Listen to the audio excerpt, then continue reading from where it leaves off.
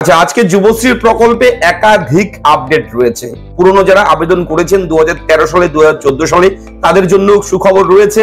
এবং অবশ্যই বলে রাখি, এই চলতি মাস, এটা এপ্রিল মাস পড়ে গেল, তার মানে আমরা এখন এক মাসের টাকা আরো পাবো। কোন মাসের টাকা? মার্চ মাসের টাকা। যেহেতু আজকে 1 এপ্রিল এবং গত মাস যেটা গেছে মার্চ মাস, তো মার্চ মাসের টাকা আমরা এখন পাবো।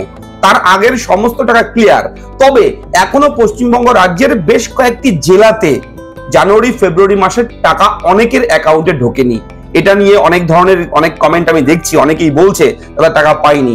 তো আপনারা যারা টাকা পাননি জানুয়ারি ফেব্রুয়ারি মাস হোক, জানুয়ারি মাস হোক, যে কোনো মাস হোক, যারা টাকা এখনো পাননি তারা টাকা কবে পাবে সমস্ত কিছু A to Z এবং নতুন লিস্ট কবে প্রকাশিত হবে এই নতুন অর্থবর্ষে। যেহেতু আজকে 1 এপ্রিল, আজকে থেকে নতুন 2025-26 নতুন অর্থবর্ষ চালু হয়ে গেছে, ঠিক আছে?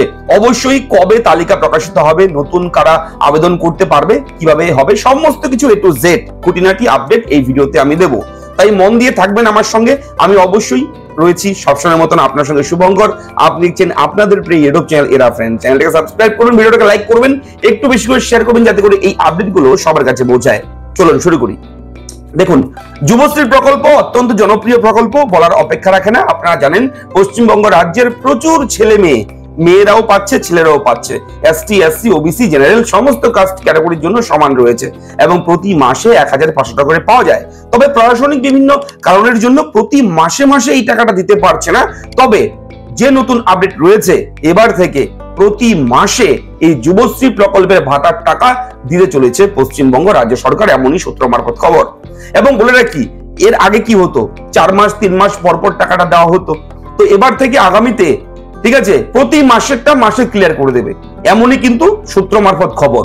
এই আপডেটটা এসছে কিছুক্ষণ আগেই, আমি পেয়েছি, জানতে পেরেছি এবং আপনাদের সঙ্গে তাই শেয়ার করলাম। তো দেখা যাক পরবর্তীতে কি হয়, সেটা পরবর্তীতে যখন দেবে তখন দেখাই যাবে কি হয়। তবে আপডেট এরকমই, এই মার্চ মাসের টাকা আমাদের ব্যাংক অ্যাকাউন্টে কবে ঢুকবে।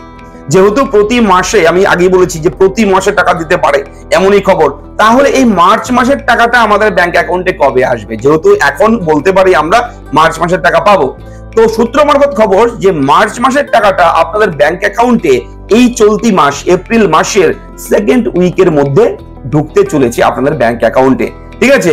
অর্থাৎ এপ্রিল মাসের 14-15 তারিখের মধ্যে আপনার ব্যাংক অ্যাকাউন্টে এই গত মার্চ মাসের টাকাটা ঢুকে যাবে। এবং পশ্চিমবঙ্গ রাজ্যের একাধিক জেলা আছে যে সমস্ত জেলাতে ফেব্রুয়ারি মাসের টাকাটা পায়নি।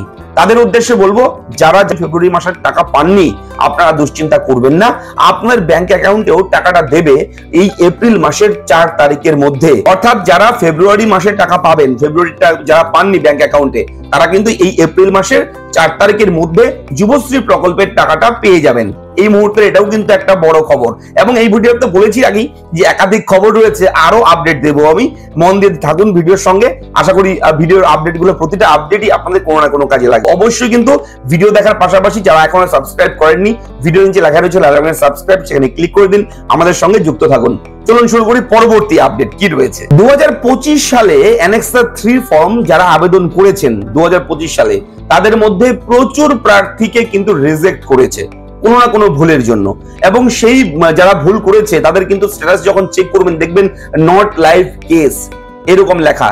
অ্যানেক্সার 3 ফর্ম সাবমিট করার পরেও যাদের স্ট্যাটাসে রয়েছে নট লাইভ কেস, তাদের জন্য বলেই খারাপ খবর, তাদের জন্য খুবই খারাপ খবর, তারা আর টাকা পাবে না।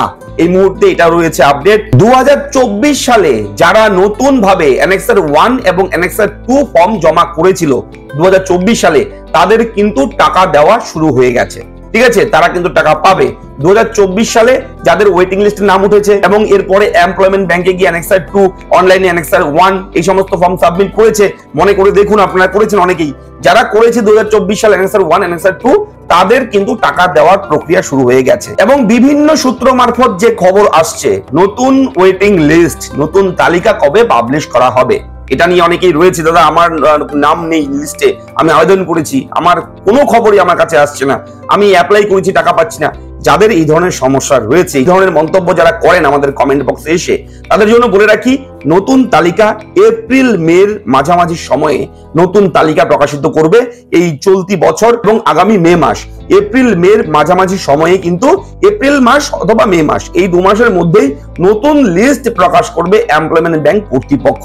এবং সেই তালিকায় যদি আপনার নাম থাকে, তারপর কিন্তু আপনার কি কাজ, তারপরের কাজ হচ্ছে আপনার অ্যানেক্সার 1 ফর্ম, অ্যানেক্সার 2 ফর্ম, এই দুটো ফর্ম ফিল আপ করা। আমি পরবর্তীতে সেই ভিডিও করে দেবো, যখন আপডেট আসবে আমি কিন্তু বলে দেবো। এবং 2013 সালে 20 মার্চ বিকেল 5:35 পরে যারা আবেদন করেছেন যুবশ্রী প্রকল্পে, তাদের নাম কিন্তু নতুন তালিকায় অন্তর্ভুক্ত থাকবে। নতুন তালিকাতে তাদের নামগুলো কিন্তু থাকবে এবং অবশ্যই তাদের কিন্তু এরপরে অ্যানেক্সার 1, অ্যানেক্সার 2 এই দুটো ফর্ম জমা করতেই হবে।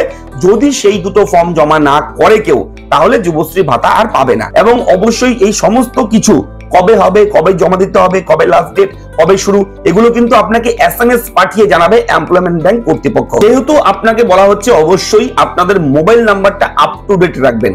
মোবাইল নাম্বার যদি আগেরটা না থাকে, তাহলে দ্রুত আপনি খুব শীঘ্রই এমপ্লয়মেন্ট এক্সচেঞ্জ অফিসে গিয়ে আপনি আপনার ইবি নাম্বার নিয়ে গিয়ে আপনি মোবাইল নাম্বারটা আপডেট করে রাখবেন। কেননা মোবাইলে যেহেতু SMS দেবে, যদি আগের মোবাইল নাম্বার না থাকে হয়তো SMS পাবেন না। SMS না পেলে কিন্তু খবরগুলো আপনি পাবেন না এবং তারপর আপনি কিন্তু যুবশ্রী প্রকল্পটা আর কোনোদিন পাবেনই না। তাই অবশ্যই যুবশ্রী প্রকল্পের সঙ্গে যে মোবাইল নাম্বার লিংক আছে সেটা অবশ্যই অ্যাক্টিভ রাখবেন, ঠিক আছে? নতুন নাম্বার অ্যাড করে নেবেন, যেটা আপনার এই মুহূর্তে রানিং রয়েছে সেই নাম্বারটা কিন্তু লিংক রাখবেন। এবং পরিশেষে একটা আপডেট জানিয়ে রাখি, যারা সরকারি বিভিন্ন কাজ করছে, সরকারি বিভিন্ন চাকরির সঙ্গে যুক্ত রয়েছে, কাজের সঙ্গে যুক্ত রয়েছে, তারপরেও যুবশ্রী প্রকল্পের টাকা পাচ্ছে, নিচ্ছে, তাদের জন্য খারাপ খবর, আপনাদের ভাতা কিন্তু খুব শীঘ্রই বন্ধ হতে চলেছে। কেননা আধার কার্ড কিন্তু লিংক হচ্ছে এবং আধার কার্ডের মাধ্যমে আপনার সমস্ত ডেটা কিন্তু গভর্নমেন্ট দেখতে পারবে, জানতে পারবে। এবং এগুলো কিন্তু এখন অ্যানালাইসিস শুরু হয়ে গেছে, ইনকোয়ারি শুরু হয়ে গেছে। খুব শীঘ্রই কিন্তু আপনাদের আইডি বাতিল করতে চলেছে এমপ্লয়মেন্ট ব্যাংক। যদি সরকারি কোনো চাকরি করে থাকেন, তাহলে অতি সত্বর একটা অ্যাপ্লিকেশন দিয়ে এমপ্লয়মেন্ট এক্সচেঞ্জ অফিস থেকে যুবশ্রী ভাতাটা আপনি বন্ধ করে দিন, এটাই আপনার জন্য ভালো হবে। তো চলুন, দেখা হচ্ছে পরবর্তী ভিডিওতে। কেমন লাগলো আপডেট লিখে জানাবেন, চ্যানেলটাকে সাবস্ক্রাইব করবেন। ধন্যবাদ, দেখা হচ্ছে নেক্সট ভিডিওতে। ভালো থাকবেন।